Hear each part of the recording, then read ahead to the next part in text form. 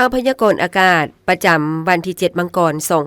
2026 มวลอากาศหนาวเย็นที่ประเทศจีนได้มีกำลังแรงเพิ่มขึ้นแผ่ลงมาปกคลุมอยู่ทั่วทุกภาคของประเทศลาวด้วยกำลังแรงสมทบกับกระแสลมตะวันออกเฉียงเหนือพัดปกคลุมจะเฮ็ดให้มีกำลังปานกลางพัดปกคลุมซึ่งจะเฮ็ดให้อากาศเย็นหาหนาวเย็นลงตึมอีกอยู่แต่ละภาคและอากาศจะหนาวเย็นหลายอยู่แขวงภาคเหนือแขวงไซสมบุญและเขตภูเพียงบริเวณพอมีหมอกหนาปกคลุมอยู่ทั่วไปในตอนเช้าและจะมีฝนตกในระดับค่อยพร้อมจะมีลมพัดแรงอยู่บางท้องถิ่นพยากรณ์อากาศแต่เวลา 7 โมงของวันที่7 มังกรหาเวลา 7 โมงของวันที่8 มังกร 2026ภาคเหนือด้านตะวันออกอากาศหนาวเย็นหาหนาวเย็นหลายพอมีหมอกหนาปกคลุมอยู่ทั่วไปในตอนเช้า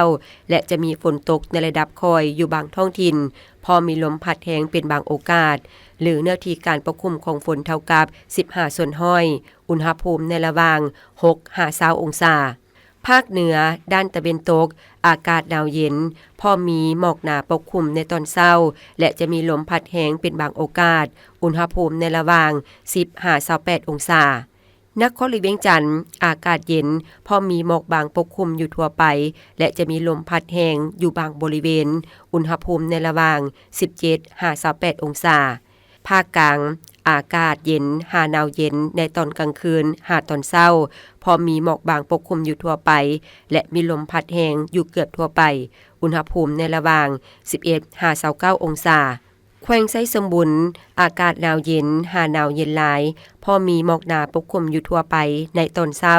และจะมีลมพัดแรงอยู่บางบริเวณอุณหภูมิในระหว่าง9-25องศาภาคใต้อากาศเย็นหาหนาวเย็นในตอนกลางคืนหาตอนเช้าพอมีหมอกบางปกคลุมอยู่ทั่วไปและจะมีลมพัดแรงอยู่บางท้องถิ่นอุณหภูมิในระหว่าง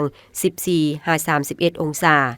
สำหรับเขตภูเพียงบริเวณอากาศหนาวเย็นหลายพอมีหมอกหนาปกคลุมอยู่ทั่วไปในตอนเช้าพอมีลมพัดแรงเป็นบางโอกาสอุณหภูมิในระหว่าง